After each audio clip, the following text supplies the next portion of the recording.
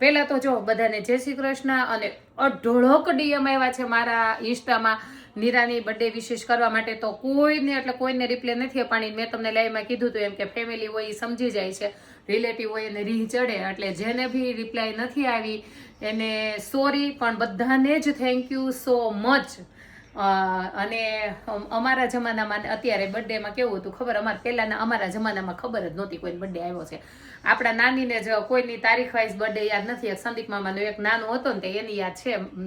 બાકી જો અમે બધા મોટા છીએ ને તારીખ વાઇઝ કોઈને બર્થડે યાદ જ ન હોય. આ મારો બર્થડે ક્યારે આમ ગણો ને તારીખ વાઇઝ માર્ચ મહિનામાં એટલે આવે છે કે એક વર્ષ ઘટતું હોય તો સ્કૂલે બેસાડી દેવાની. સ્કૂલે બેસાડી દઈને પછી માર્ચ, એપ્રિલ, મે, જૂન આ 4 મહિનામાં જ બધાના બર્થડે હશે. મારી ઉંમરના હશે ને જેટલા એને આ 4 મહિનામાં આવે, કા 6ઠા મહિનામાં આવે, કા 5મા મહિનામાં, કા 4થા મહિનામાં. હા, એટલે શું કામ ખબર? ઉનાળાનું વેકેશન પડતું હોય ને ત્યારે અથવા તો ખુલતું હોય ને ત્યારે સ્કૂલે જવાનું. એટલે જો વિપુ માસીનો 6ઠા મહિનામાં, સુરેશ મામાનો 6ઠા મહિનામાં, એમ એવી રીતે કોઈના સાચા છે જ નહીં.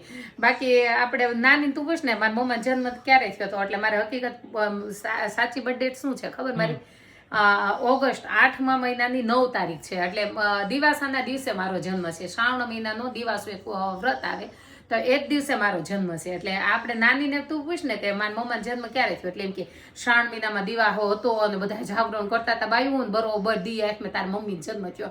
દી આઠમે એટલે સાંજના 7 વાગ્યાની સમથિંગ, એમ 6:30 થી 7ની વચ્ચે.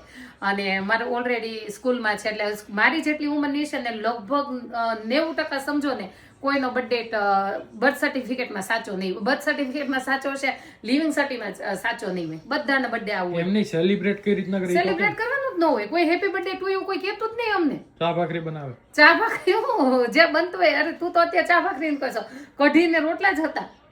મેં તો બહુ કઢી ખાધેલી છે પેલા ને શાક એટલું. અને આપણે ખબર નાના ઘરે ખડસલીમાં હજી ઘણી આપણે જનક મામા છે ને, આપણે એક બીજા મામા છે, એની ઘરે તો હજી હાલમાં રિવાજ છે ડેઈલી 365 દિવસ કઢી બનાવવાની રાતે.